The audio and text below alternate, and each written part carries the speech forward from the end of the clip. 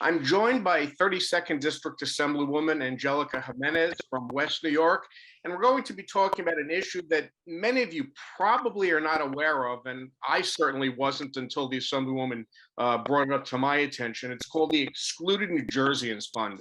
Assemblywoman, first of all, thank you for being with me on Hudson TV. Oh, thank you for having me. What exactly is the Excluded New Jerseyans Fund? Well, back last year, the governor set aside monies that would go into a fund that would help people that were not helped during the initial payments that most of us were receiving from the federal government and from the state as well.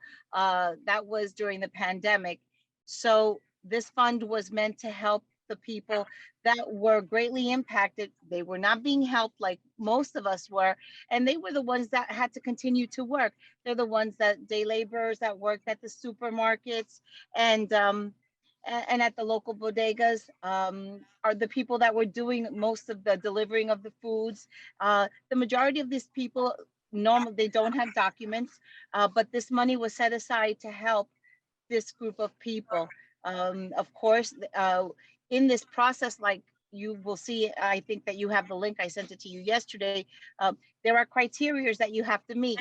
You have to be a New Jersey resident. You have to be 18 years or older. You have to make less than 55,000, and you have to prove that you did not receive this extra help. In the original process, the application process, because this started back in June of last year, I was told it was very complicated. A lot of the people complained that it was very complicated, and there were documentations that they didn't have. This time around, it's been streamlined. It's a lot easier, and there is an attestation form that if they cannot find a document that states that they did not receive the help, they sign this form, and this is valid. But they are asking for, in the application process, if you have a bank statement, bank records, they would know and would know exactly when the government was sending us the stimulus checks. So we would see if they had received any payments. So, I mean, it's a streamlined process. The money you have until February 28th. That's why we've been pushing it, Jeff. And it's important because this is a group of people that were not helped, and they were really greatly affected during the pandemic. And they were the people that really were still working when most of us were on lockdown at home. Right. Okay. So just to reiterate, I looked at the link, the state website. This is a one-time cash payment that is given to households based upon those four criteria that you just outlined. People that had been excluded from receiving the federal stimulus checks that you and I were able to receive, and also any COVID-related unemployment assistance that they may not have gotten. So those were the two issues, the people that haven't received monies based upon those two things, plus those four criteria. And as you mentioned, people can apply for this through the state website through February 28th. And by doing that, they will be reviewed, and then a determination will be made if in fact they are eligible to receive the funding. Do you have any idea the amount of money that someone could get? Is it based upon an individual situation?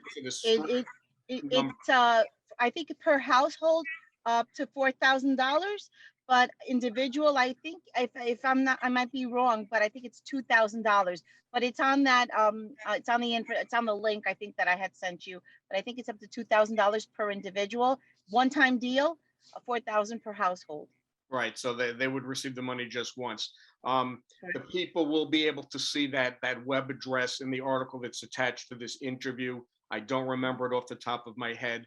Anything else that you want to add with regard to this? Yes, I do. If there are people that need help applying, my legislative office is there to help. They just have to contact my assistant, Cindy Trejo, and make an appointment, and she will assist anybody that needs the assistance.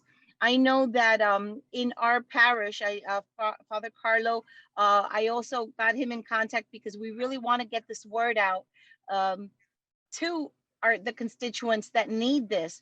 And he was willing to do with the governor's office, some sort of a little place that they could apply, I think at one of the auditoriums, but that's something that I think Father Carlo will announce during mass or whatnot. But my legislative office is there to help if they need it. Want to give the number? Just contact. They could go online. They could go on ASW Jimenez at njleg.org. My office is located at 5600 Kennedy Boulevard, Suite 104 in West New York. So just go by there, email, and you know, we'll be more than happy to help. Assemblywoman, I want to thank you for bringing this issue to my attention. Hopefully people that are in this situation will now take advantage of it. Thank you for being with me. And time is of the essence. They have up until Yes. the 28th. February 28th. Thank you Thank for joining me. I appreciate it. Thank you. Goodbye.